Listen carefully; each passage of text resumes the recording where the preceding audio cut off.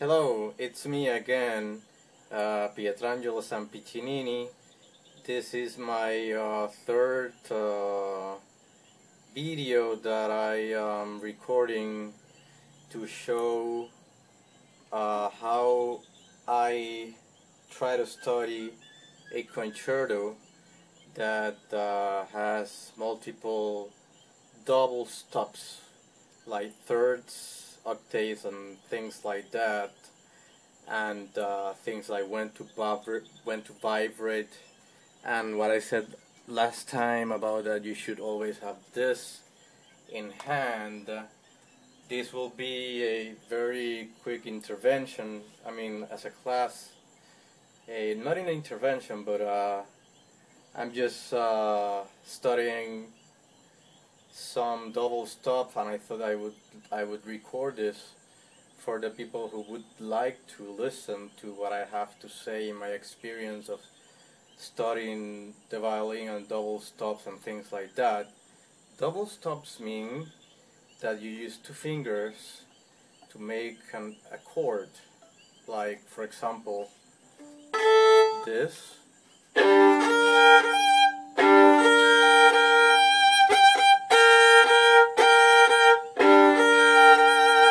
See, I'm using the first and the second finger to make a double stop.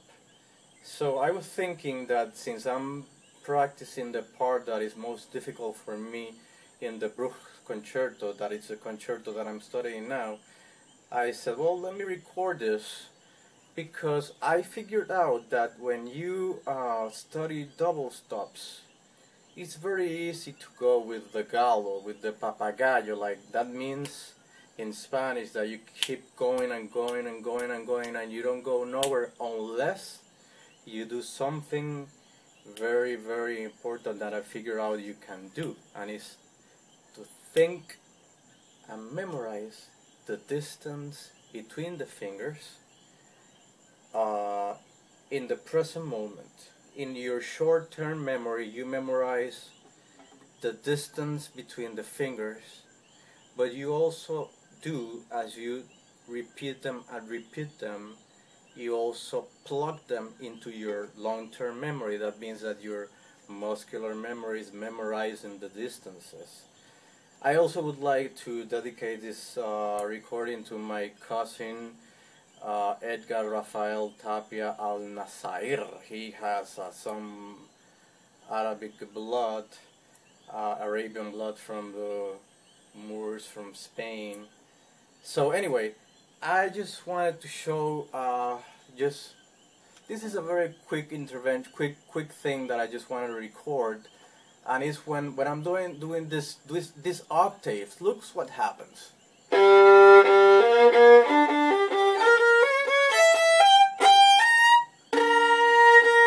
That's a double stop, that's an octave, right? You see that distance that I have, and then you hear and you have the perfect octave.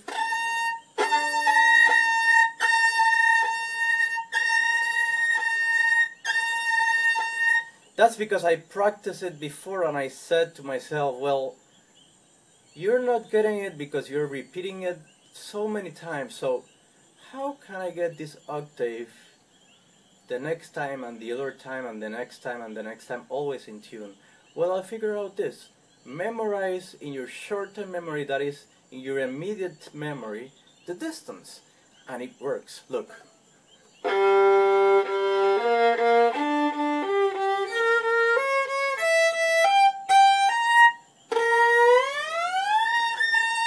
You see, I memorized the first and the fourth finger in this octave. In my short-term memory, I memorized the distance.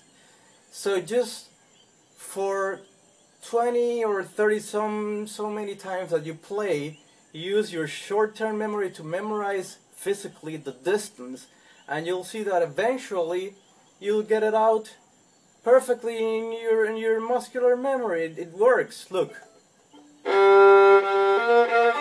And I'm sorry, I always get nervous when I record. So let me just relax Everybody gets nervous in public.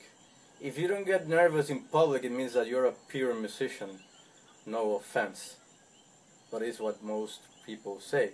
So it goes.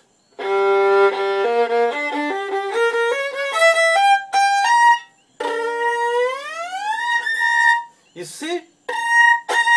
Short-term memory. I memorized the distance. Again.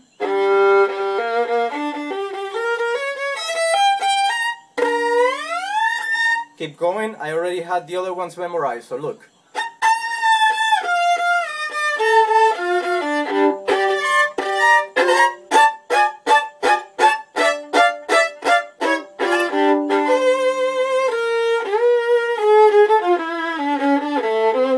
You see? Studying the violin is a matter of what I always say. Just don't repeat the wrong things over and over. You can do it once and twice. Just the second time, try to figure out what's wrong. And then, when you figure out what's wrong, try to use all your power, all your intelligence to figure out a way to kick that habit out. So this is what I figure out. Use your physical memory first, short-term memory, to memorize the distance physically between the fingers. Keep practicing like that, and then after that, the long-term memory, that means your muscular memory, will memorize the concert, and you will have it in your fingers. So this is just a quick lesson. I'll be back with what I promised before, with the second page. Maybe I'll do it in a little while, but I just have to calm down. I always get nervous when I get recorded. Who said that also? I think it was some musician that used to get very nervous. Yehudi Menuhin had to practice in between concerts in order to calm himself down, because he always had that adrenaline just running up and running up and running up, and in the violin it's just very destructive to be tense. It's just death to what you're playing.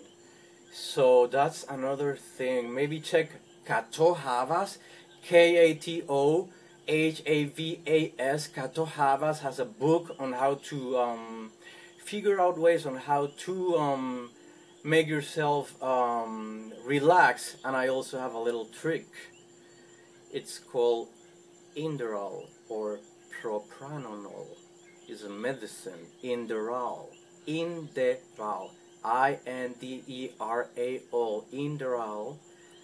You take 10 milligrams of that just before you play. I have them somewhere around there, but I just use them when I am exposed to an audition or anything. I have to place myself in public. You take 10 milligrams of Inderal, and it's for tremors. It calms your tremors down. But anyway, Inderal, propranolol.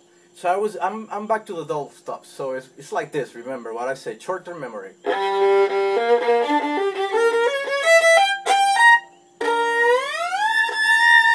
Didn't work. I don't know why.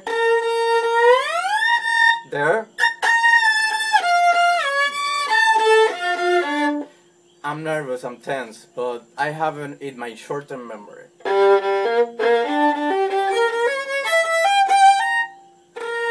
Relax, breathe.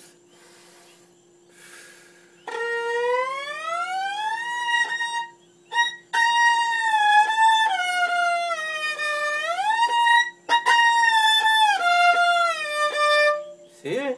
Memorize physically first. That F, well, you gotta say to yourself, that F, first finger, it goes always a little bit down in that A string. So it's like, I already have that in my memory, so it's like this.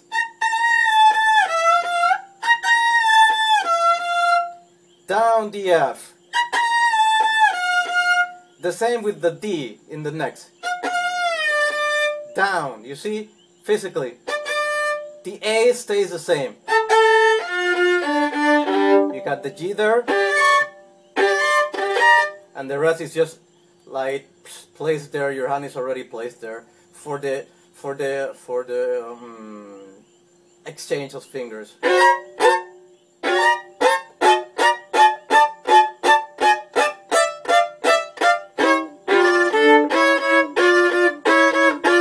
Also, visual memory or short-term memory for the E and the F. Vibrato in that C, because it's a beautiful note. You see, I'm gonna do that beautiful note. That's a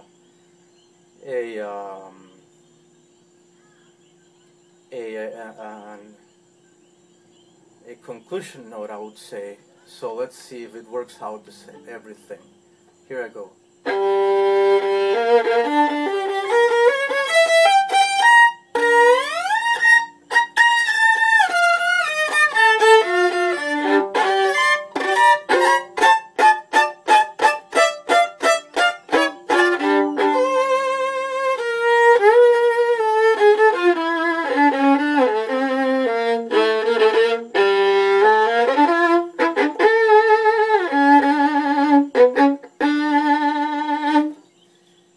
I hope that this was helpful. I am studying the Max Bruch Concerto in G minor. My name is Zampicinini III. I'm a violinist and a violin student. Thank you very much for listening. If you don't want to listen, but just don't listen.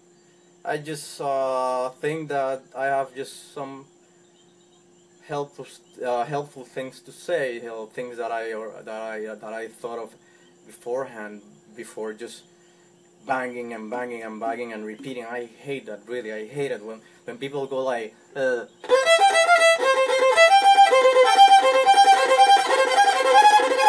and then they just create that thing, that wrong muscular thing, and then try to get rid of that. I assure you, it's more difficult than creating a new good muscular memory. Use the distance physically, visualizing this, I don't know the word in English, but blackboard or whatever, and then eventually, as you practice visualizing and memorizing short-term memory and distance, it will come and it will go into your long-term or muscular memory. Thank you very much for listening. Bye-bye.